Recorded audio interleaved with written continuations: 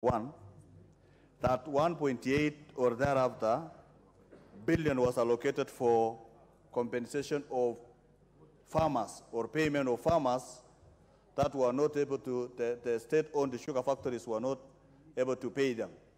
Mr. Speaker, I support the payment of farmers because they are suffering and they supply their gain. But the problem, Mr. Speaker, is we have actually sanitized corruption. What about the people who stole that money that the government is paying now? What has happened to them so that they can be able to replenish? Because other taxpayers are now contributing to the mess of some individuals who ran down those factories and made away with that money. What action are we going to do so that as majority of us of Kenyans who are not sugarcane farmers are actually contributing to sort out a mess of individuals who are now scot-free? Mr. Speaker, I support the payment of the farmers. Coffee, 4 billion to support coffee farmers. I have not seen something of tea. I have not seen something to support restocking of pastoralists, because now El Nino is when pastoralists will be able to raise a number of livestock that have been lost through drought and rain.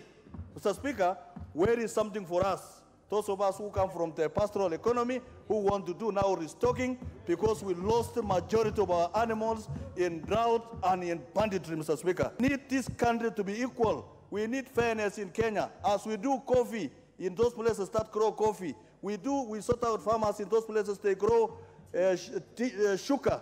We also need to sort out farmers who grow tea. We need to sort out farmers who actually raise livestock. 3 billion for security, for modernization of security. But, Mr. Speaker, that modernization of security should not just be the police. That modernization must also go to the NBRs of Kenya, who are actually cutting community interests and their lives, Mr. Speaker.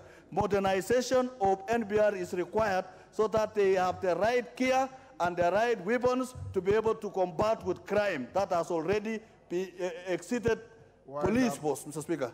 And finally, Mr. Speaker, your time is up. Mr. Speaker, just one. Mr. Speaker, I agree that going forward in this country, we need a balanced budget. During Nyachai's time, I was not in Parliament. There was a time Nyachai brought in a balanced budget, revenue equal to expenditure. Mr. Speaker, during Kibaki's time, we financed our budget at a deficit of only 5%. Going forward, so that we don't sort out a problem caused by Bretton Woods institutions like World Bank and IMF, we need to move forward and swallow the bill and do a balanced budget that will be able to sort Kenya, and we don't go to the crisis of debt repayment and even increasing supplementary because of things that we don't have control as a nation. So, Speaker, I rise to support. Mover. Thank you very much, Honorable Speaker, and I want to take very